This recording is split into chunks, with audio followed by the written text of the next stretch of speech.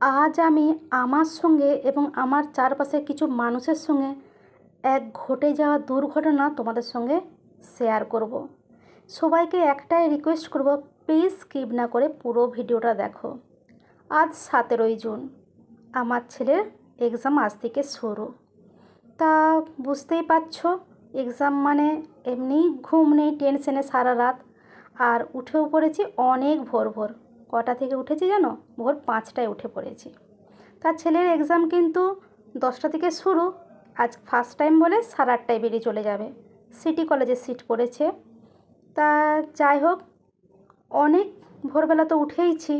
উঠে ঘরের সংসারের যেরকম বাসি কাজ থাকে সেই বাসি কাজগুলো করলাম, করে স্নান টান করে ঠাকুর দিতে এসেছি। হঠাৎ দেখছি বাইরে দিয়ে একটা বীভৎস আওয়াজ এসেছে। তো উঠে গেলাম, দিয়ে দেখছি দুষ্টু সেই ঘরে পড়ছে, তোমাদের দাদাকে দেখতে পাচ্ছি না। দাদাকে দেখতে না পেয়ে তা আমি বললাম, বাবা কোথায়? বলছে জল আনতে গেছে। সঙ্গে সঙ্গে জানালা দিয়ে মুখ করে দেখছি তোমাদের দাদা জল নিচ্ছে, আর আমাদের পাশের বাড়ির দোতলার জানালার কাঁচটা ভেঙে পড়েছে। ঠিক আছে, একটু দেখলাম, দেখে আবার চলে আসলাম ঠাকুর দিতে। যথারীতি এক পাশে আমার কিন্তু ঠাকুর দেওয়াও হয়ে গেছে। ঠাকুর দিয়ে কি করেছি, এপাশে চলে এসেছি রান্নাঘরে। দেখো দুধ গরম বসিয়ে দিয়েছি। আর কি বলো তো, এক পাশে কড়াই তেল দিয়ে সোয়াবিনটা ভাজছি, কুমড়ো আলুর তরকারি করব।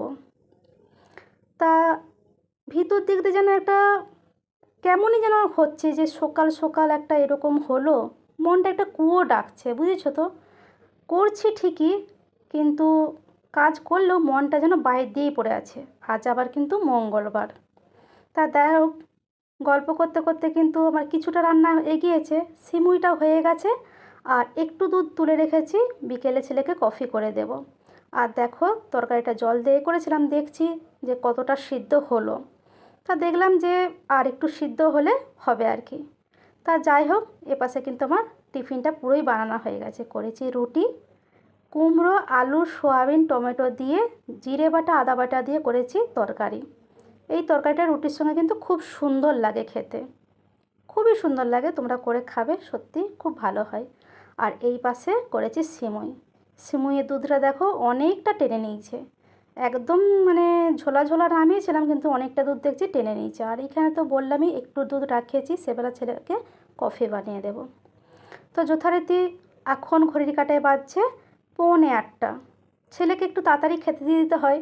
ছেলে ভীষণভাবে টেনশন করে, তো মানে ওর যেন পেট কামড়ায় না কি হয়, এইরকম একটা ব্যাপার চলতে থাকে। তা আমরাও যখন পড়াশোনা করতাম, সত্যতা বলতে তখন আমাদেরও টেনশন হতো।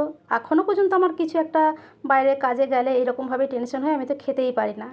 তা যাই হোক, অনেক আনন্দ ফুর্তি মজা করে কিন্তু আমরা টিফিনটা খাচ্ছি। অনেক গল্পগুজব হয়েছিল, বুঝেছো। আর ছেলেকে ভরসা দিচ্ছি, টেনশন করিস না, সব ভালো হবে, সব ঠিক হয়ে যাবে, দেখবি গিয়ে দেখবি তুই যেগুলো পড়ে যাচ্ছিস সব ইজি চলে এসছে, তুই লিখে শেষ করতে পারবি না।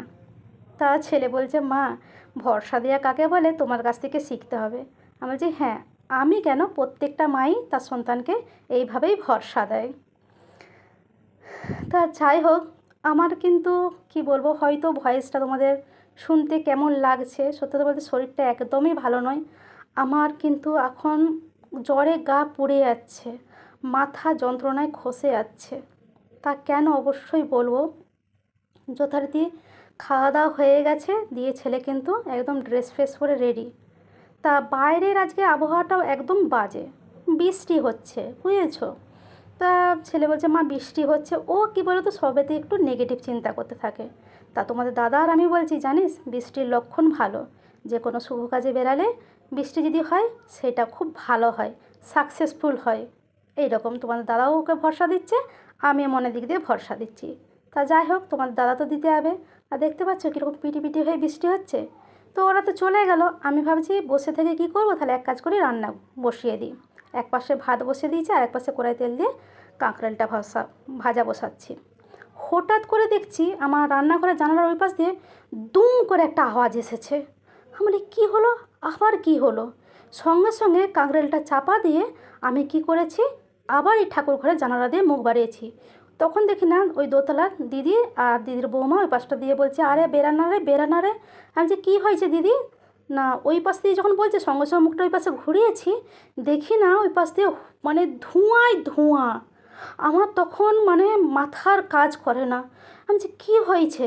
তখন বলছে মনে হচ্ছে এসি বাস্ট করেছে। আমি বলছি এসি বাস্ট করেছে? আর দুম দাম ফট ফাট করে বীভৎস একটা আওয়াজ হচ্ছে। আমি তখন মানে কী করব না করব কিচ্ছু খুঁজে পাচ্ছিলাম না। দাদাও চলে গেছে ভাইপোকে দিতে। সেই মুহূর্তে আমি মনে করলাম যে না, ওকে ফোন করে ডিস্টার্ব করব না, কেন আমার ছেলেটার পরীক্ষা, তাহলে কিন্তু ও ভালোভাবে পরীক্ষা দিতে পারবে না। তা কী বলো তো, যেই বাড়িতে ওরকম হয়েছে ঠিক 2 থেকে 3 মিনিট পরে বুঝতে পারলাম, জানতে পারলাম যে ওদের যে সিঁড়ির তলায় মিটার ঘর, প্রায় নাই নাই করে 15 থেকে 16টা মিটার ছিল। ওখানে একটা বুলেট গাড়ি ছিল, সিঁড়ির তলাতেই ছিল 2টো সাইকেল। মিটারগুলো পুরো পুড়ে গেছে, পুরো জানো তো মিটারগুলো কি শক কালেকশান হয়ে গেছে, বুঝেছো? প্রত্যেকটা দুম দাম ফট ফাট করে ফাটছে।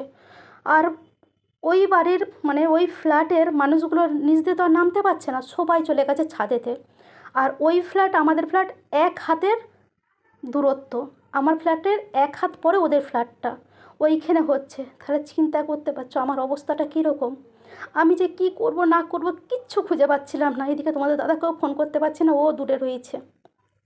শুধু একটাই মনে হচ্ছে যে যাই হোক, ও তো বিপদের সংকটে পড়ে না, ওরা তো বিপদের সংকটে পড়ে না, কিছু যদি হয় আমার হোক, ওরা তো ভালো থাকবে সুস্থ থাকবে। কিন্তু আবার মনের দিক দিয়ে বলছি, ঠাকুর আমার যদি কিছু হয়ে যায় তাহলে কি আমি আমার মানুষটার সঙ্গে কথা বলতে পারবো না, দেখতে পারবো না, ছেলেটাকে দেখতে পারবো না। প্রচুর পরিমাণে কষ্ট হচ্ছিল, চিন্তা হচ্ছিল। এপাশে খুব কান্নাকাটি করছিল, ভাই আমি কেন, আমার আরও চারিপাশে সব দিদি আর সবাই বেরিয়ে পড়েছিল সব প্রাণের ইয়ে নিয়ে। সত্যি তখন মানে আমরা কি বলবো, আমরা শুধু কোথায় কোথায় বলি না, ধুর ভাল লাগে না, মরে যাব। তো সত্যি আজকে রিয়েলাইজ করেছি যে মুখে যেটা বলা যায় সত্যি কিন্তু হয় না, বাঁচাটা কতটা আমাদের কাছে মূল্যবান। তা যাই হোক, আমার শরীরটা খুব